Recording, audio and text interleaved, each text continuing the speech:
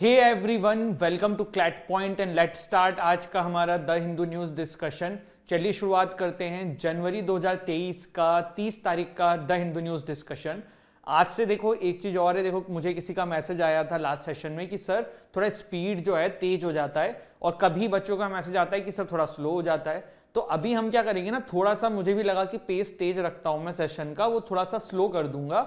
But आप लोगों को अपने हिसाब से आपको पता होगा कि YouTube में ऑप्शन आता है स्पीड बढ़ाने का घटाने का, तो आप वो कर सकते हैं। तो स्लो रहेगा तो स्लो वालों के लिए तो स्लो है ही है, जिनको थोड़ा सा फास्ट देखना है दे कैन गो फॉर 1.25 वाला स्पीड जो होता है YouTube पे। ठीक है, चलिए इससे पहले आगे बढ़े। क्लैट यूजी 2024 के लिए एवेंजर बैच हमारा शुरू हो चुका है।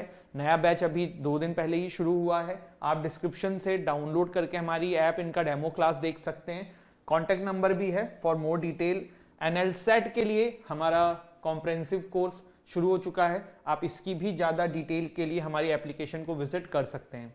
अब हम बात करते हैं किसके बारे में, अब हम बात करते हैं आज की कुछ न्यूज़ के बारे में। तो द हिंदू में एक न्यूज़ कवर हुई थी छोटी सी, लेकिन मैंने यहाँ पे वहाँ से ना लेके स्टेट्समैन, प्रिंट और काफ़ी जगहों से आर्टिकल इकट्ठा करके ये वाला आर्टिकल कवर किया है। ये आर्टिकल क्या है, Kerala government decide to grant menstruation leave to female student in all universities. तो अभी हुआ क्या है, केरल की सरकार ने गाइस अनाउंस किया है कि भाई हम जो है हमारे यहाँ की सारी यूनिवर्सिटीज के अंदर मेंस्ट्रुएशन लीव देंगे महिलाओं को, जब वो अपने मेंस्ट्रुएशन साइकिल पे रहेंगी उस मंथ के अंदर। अब इसके बाद देखो ये काफी इस पे अलग अलग लोगों के अलग अलग तरीके से ओपिनियन आ रहे हैं। जनवरी 19 की बात है, केरला के चीफ मिनिस्टर पिनरई विजयन जो है उन्होंने सोशल मीडिया पे अनाउंस किया था कि स्टेट गवर्नमेंट जो है वो ग्रांट करेगी menstrual leave for female students in all state universities. The announcement came shortly after the Cochin university of science and technology decided कि हम जो है मेंस्ट्रुअल लीव देंगे फीमेल स्टूडेंट्स को। अब देखो विजयन जी ने बोला है कि इससे जो है commitment to realising a gender just society. ठीक है, चलो अब हम ना इस टॉपिक पे थोड़ा सा बात करते हैं, इस चीज को समझने की कोशिश करते हैं। लेकिन थोड़ा सा आपको ना यहाँ पे एक एस्पेक्ट और समझना होगा कि during the menstruation time women जो है काफ़ी वीक हो जाती हैं, बहुत तरीके की तकलीफें होती हैं और बहुत पेनफुल प्रोसेस से उनको गुजरना पड़ता है। अब तो बेनिफिट की अगर हम बात करें जो ये किया गया है, तो acknowledging and addressing the pain and discomfort face by the women और inclusive and more accommodating India को करने की तरफ बढ़ाया जा रहा है टू द एक टैबू जो मेंस्ट्रुअल साइकिल जो है या मेंस्ट्रुअल जो एक टर्म है जिसको एक टैबू समझा जाता है, तो उसको एक्नॉलेज करते हुए ये एक चीज करी गई है। तो वो एक चीज है। फिर दूसरा इंक्लूसिव एंड मोर एकोमोडेटिंग, यहाँ पे ये चीज लग रही है। अब there are some concerns also. Concerns क्या है, जो बेनिफिट था ना वही थोड़ा सा कंसर्न में भी आ रहा है। हमारे देश में आज भी ना इसको एक टैबू समझा जाता है। ठीक है, अब क्या होगा ना कि जब कोई महिला यूनिवर्सिटी से गायब मतलब छुट्टी लेंगी due to the menstrual cycle, तो होगा क्या कि उस समय लोगों को पता पड़ जाएगा कि यार they are on their periods, तो इसकी वजह से फिर उनके साथ दुर्व्यवहार हो सकता है या उनके ऊपर कमेंट हो सकते हैं जो कि अच्छा नहीं है। दूसरा, यहाँ पे साउथ कोरिया एंड जापान की बात लिखी हुई है, have lost granting period leave but recent surveys showed a decline in the number of women availing it due to the social stigma against the menstruation. This could also be in India. तो आप ये देख रहे हो कि भाई जहां पे है वहां पे गर्ल्स जो हैं वो इसको ले भी नहीं रही हैं। इस पे देखो एक मेरी एक फ्रेंड से अभी बात हो रही थी, तो वो न्यूज़ जब पढ़ के उससे मेरा डिस्कशन हुआ, तो शी वॉज टेलिंग मी कि यार इससे तो थोड़ा सा और नेगेटिव इम्पैक्ट भी पड़ सकता है। दूसरा कि वुमेन के मेंटल हेल्थ के लिए भी अच्छा नहीं, क्योंकि जब वो जॉब पे जाती हैं, काम पे जाती हैं या फिर पढ़ने जाती हैं, तो थोड़ा माइंड डाइवर्ट रहता है, तो वो वाली भी चीज़ है। ठीक है, तो ये सारी बातें इस पे कही गई है। अब गवर्नमेंट ने इससे पहले कुछ कभी किया है, सिर्फ केरल ऐसी एक सरकार है या इससे पहले कहीं और भी इस तरीके की चीज़ें करने की कोशिश करी गई है? तो बिहार ने पीरियड लीव जो है वर्किंग वुमेन के लिए 1992 में इंट्रोड्यूस किया था। The ministry of health and family welfare menstrual hygiene scheme जो है वो सैनिटरी नैपकिन्स का यूज जो होना उसको बढ़ाने के लिए काम कर रहा है। आपको ये जान के ताज्जुब होगा, जो पैडमैन मूवी है ना वो एक्चुअल में रियलिटी है।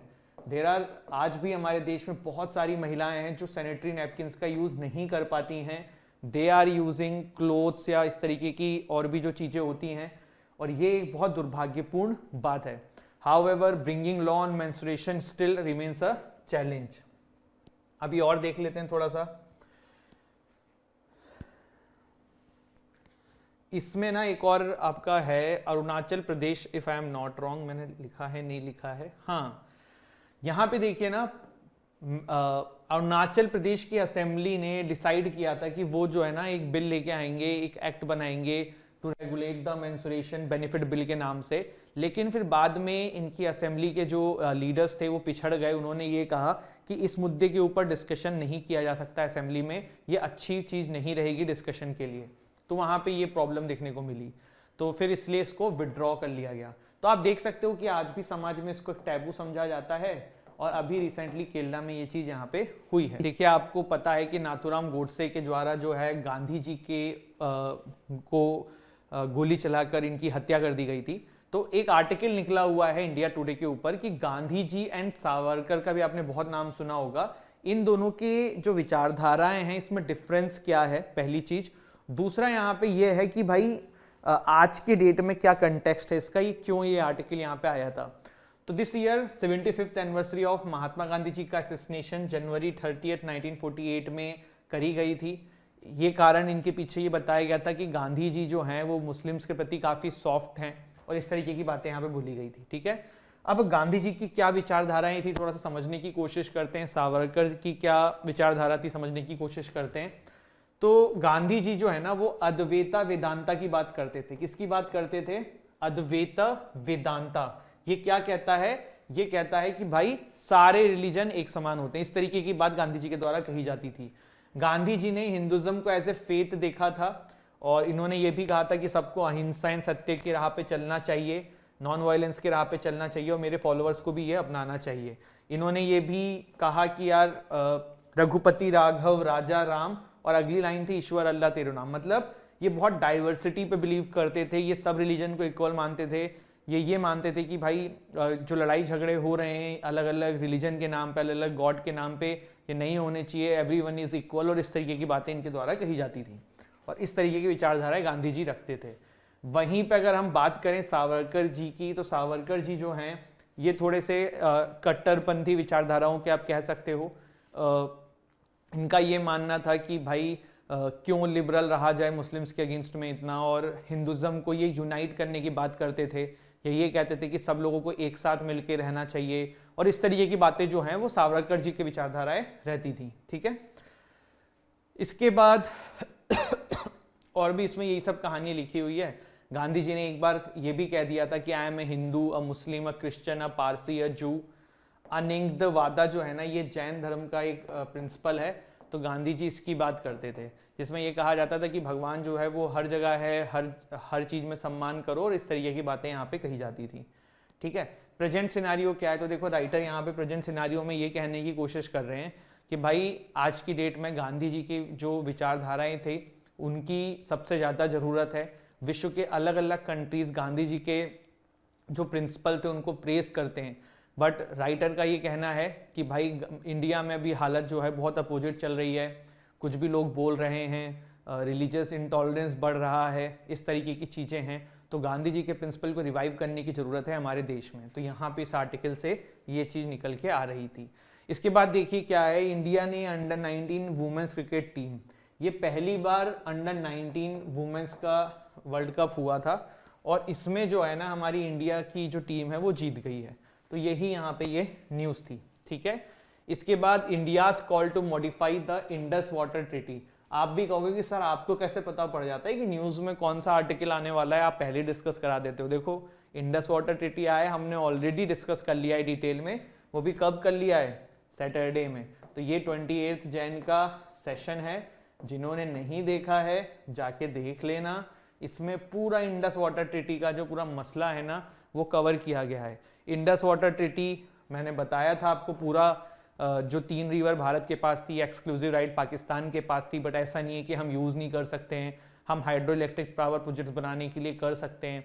इंडिया बना रहा है तो पाकिस्तान को दिक्कत हो रहा है, वो उसके अगेंस्ट में बिना मतलब के आर्बिट्रेशन करना चाह रहा है, फिर एक पैनल अपॉइंट भी हुआ था। तो ये सारी चीज़ें हमने डिटेल में देखी थी, आपको याद भी होगा। तो ये थोड़ा सा आपको इन सब चीज़ों को समझना होगा कि भाई डेली ना न्यूज़पेपर में 1 से 2 आर्टिकल ऐसे आएंगे जो आपके एग्जाम के पर्सपेक्टिव से होगा, और जो बाकी आर्टिकल्स होंगे आपने पहले पढ़ लिया होगा या फिर सिर्फ देश दुनिया के न्यूज़ के पर्सपेक्टिव से है। तो आपका टाइम बहुत कीमती है, उसको थोड़ा बचा के रखना। एक आप लोगों का बहुत क्वेश्चन आता है कि सर नोट्स कैसे बनाएं फॉर करंट अफेयर। तो मैं आप लोगों को, देखो मैंने पहले भी बताया हुआ है लेकिन आज लास्ट एंड फाइनल टाइम फिर से बता देता हूं। सबसे पहले देखो ना द हिंदू, ठीक है। अब द हिंदू अगर आप खुद से पढ़ते हो, ठीक है, अगर आप द हिंदू खुद से पढ़ते हो तो उसमें जो भी कोई इंपॉर्टेंट टॉपिक आ रहा है, let's take an example, the Hindu में जल्लीकट्टू आया, तो ये आपकी रिस्पॉन्सिबिलिटी है कि जल्लीकट्टू के ऊपर आप एक्स्ट्रा नोट्स इकट्ठा करो यूट्यूब से, गूगल से, और उसको फिर नोट डाउन करो, ठीक है। और या फिर अगर आप द हिंदू खुद से नहीं पढ़ते हो, सिर्फ रीड करते हो, बात पहले किसी का सेशन देखते हो, जैसे अगर आप क्लैट पॉइंट का द हिंदू डेली देखते हो, तो आपको पता है कि हम जल्लीकट्टू जब कवर करेंगे तो हम उसके साथ साथ एक्स्ट्रा चीजें भी आपको बताते हैं, तो वो आप नोट्स में अपने वहीं से उतार सकते हो, फिर आपको कहीं से कुछ करने की जरूरत नहीं है, ठीक है। दूसरा एक और तरीका है, जैसे कि द हिंदू में कोई आर्टिकल आया रिगार्डिंग मान लो पॉक्सो, तो आपको पता है कि हमने यूट्यूब का एल्गोरिथम लगा रखा है, आपको यूट्यूब पे बस सर्च करना है क्लैट पॉइंट और पॉक्सो, तो हमारी जो है ना सबसे ऊपर जो भी द हिंदू वीडियो आएगी आप वहां पे देख सकते हो कि पॉक्सो कितने से कितने मिनट पे कवर किया हुआ है। ऐसे ही अभी हमने हर द हिंदू सेशन के अंदर कर दिया है कि भाई जो भी टॉपिक कवर होगा ना वो हमने एल्गोरिथम में यूज किया है, तो आप उसको क्लैट पॉइंट और उस टॉपिक का नाम लिख के सर्च कर दोगे, वो आपको मिल जाएगा, ठीक है। तो पहली चीज तो द हिंदू है। दूसरा ना देखो मैगजीन है।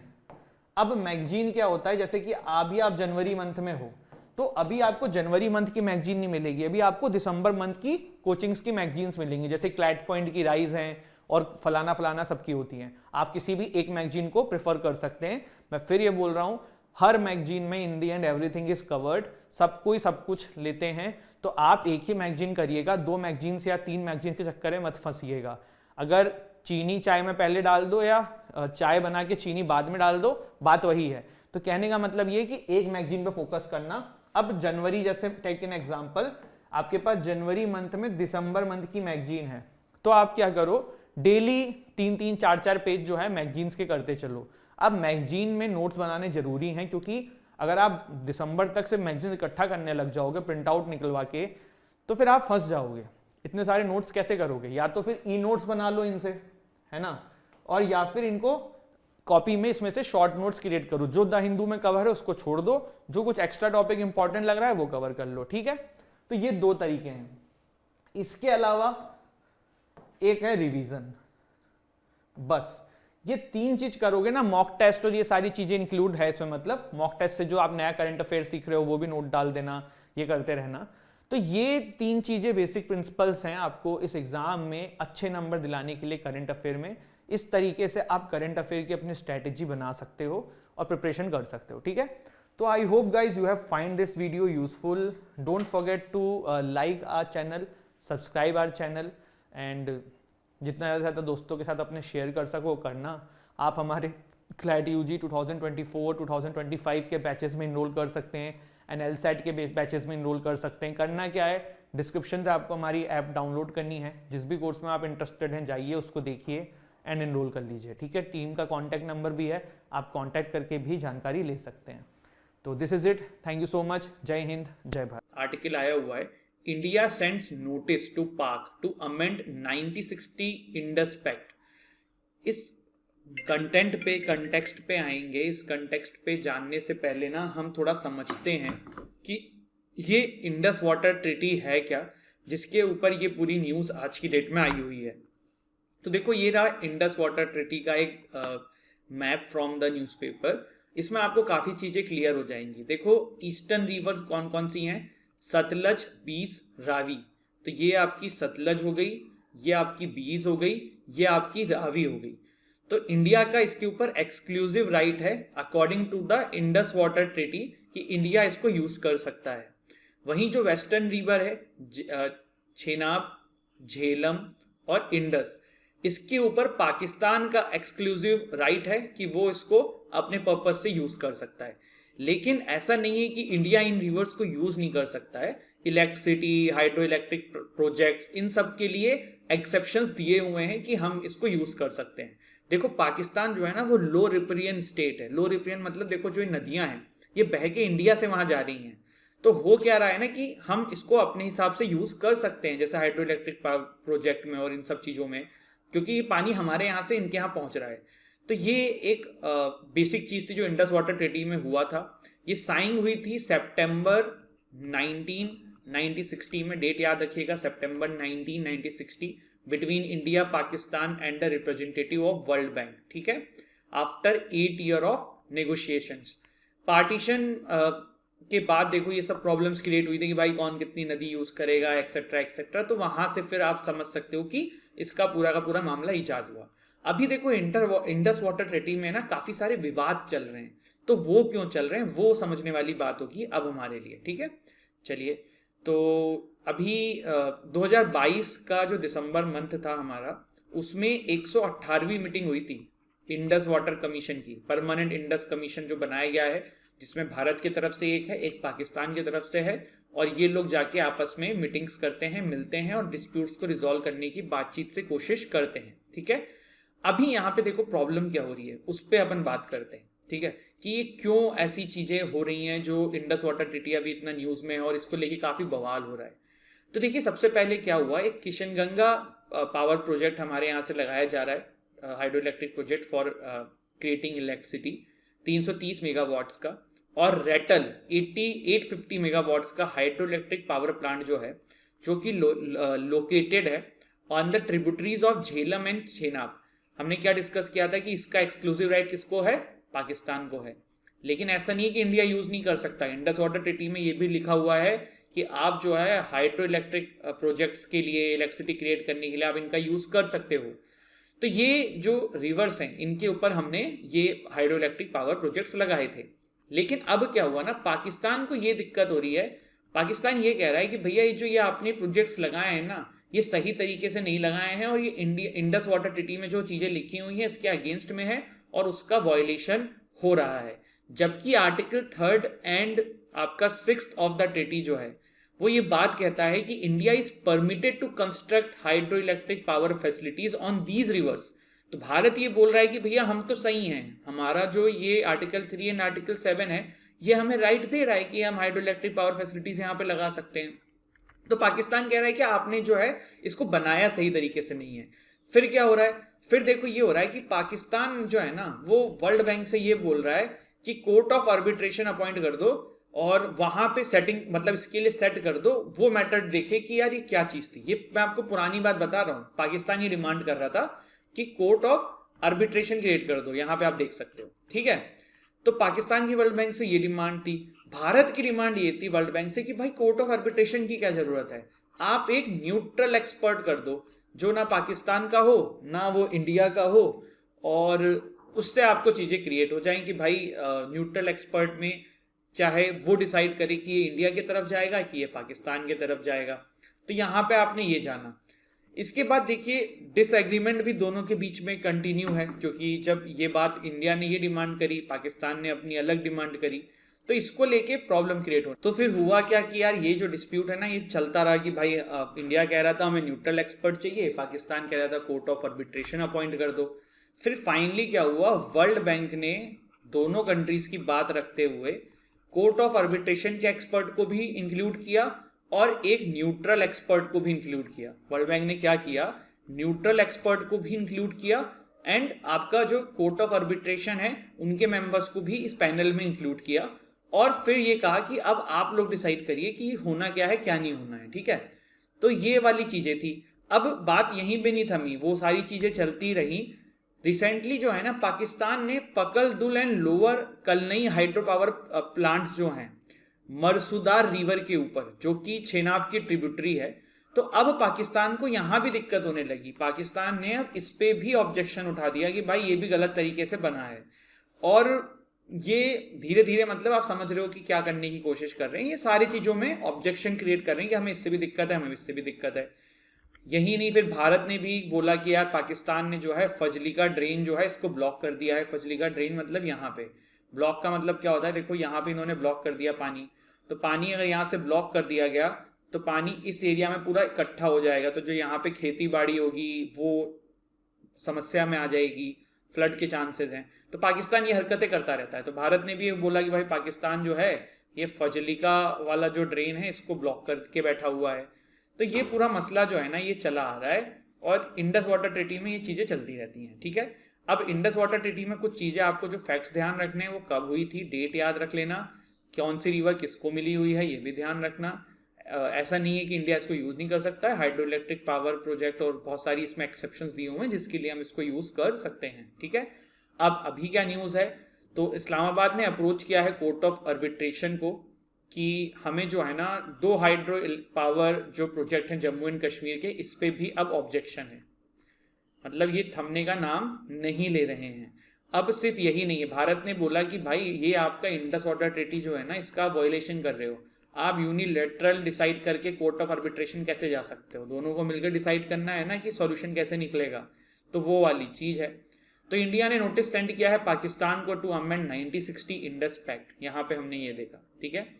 अब 62 ईयर्स का ये हो चुका है और सारी चीज़ें हमें पता चल गई हैं। Kishan Ganga Ratle hydro power projects both in Jammu and Kashmir, ये मैंने आपको पीछे बता ही दिया है, उसी के ऊपर डिस्प्यूट ये चल रहा है पूरा,